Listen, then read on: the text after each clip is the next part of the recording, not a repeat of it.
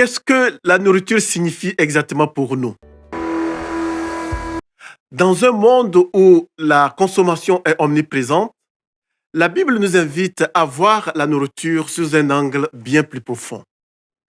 Dès les premiers versets de la Genèse, Dieu dit: Je vous donne tout cela comme nourriture. Ces mots contiennent bien plus qu'une simple promesse d'abondance.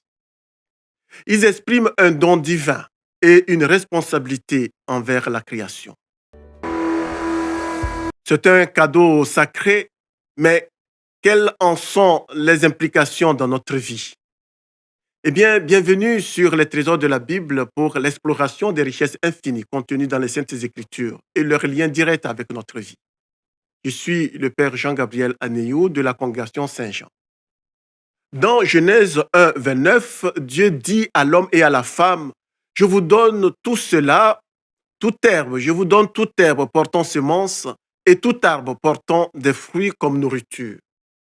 Ce verset fondateur introduit la nourriture comme un don de Dieu fait à l'humanité. La nourriture n'est pas simplement un bien de consommation, elle est liée aux soins de la création et au respect de l'œuvre divine. Cette parole biblique porte une forte signification.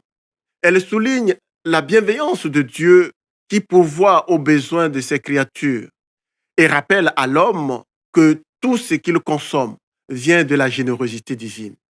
Ce passage nous encourage également à développer une relation de gratitude, d'équilibre et de respect envers ce que nous consommons et la manière dont nous le faisons.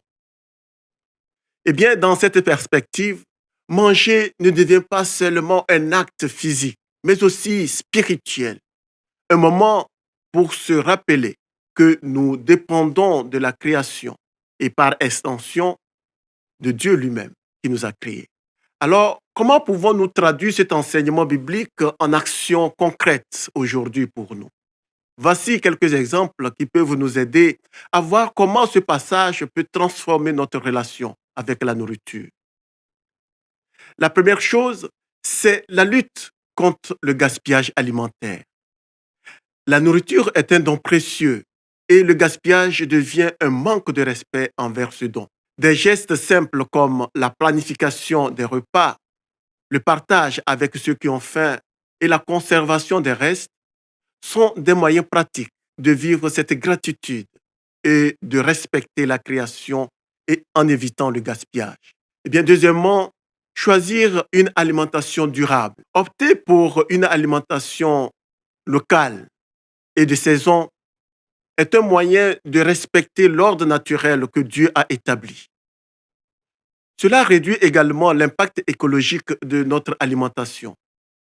En sélectionnant consciemment ce que nous mangeons, nous vivons en harmonie avec le don de la création. Troisièmement, la prière avant et après le repas. La prière est une façon de remercier Dieu pour le don de la nourriture et de reconnaître notre dépendance envers lui. En prenant un moment pour prier avant et après chaque repas, nous nous reconnectons à la source de ce que nous consommons et cultivons, c'est-à-dire de Dieu avec Dieu lui-même, dans un esprit de gratitude. Genèse 1, 29 nous rappelle que la nourriture est un don, est plus qu'un simple carburant. C'est un don, une bénédiction qui nous est confiée par Dieu. En adoptant des attitudes de gratitude, de respect et de responsabilité, nous honorons ce don et enrichissons notre vie spirituelle. Que ce message nous guide dans nos choix quotidiens pour une vie plus respectueuse et reconnaissante envers la nourriture en particulier et envers la création divine dans son ensemble.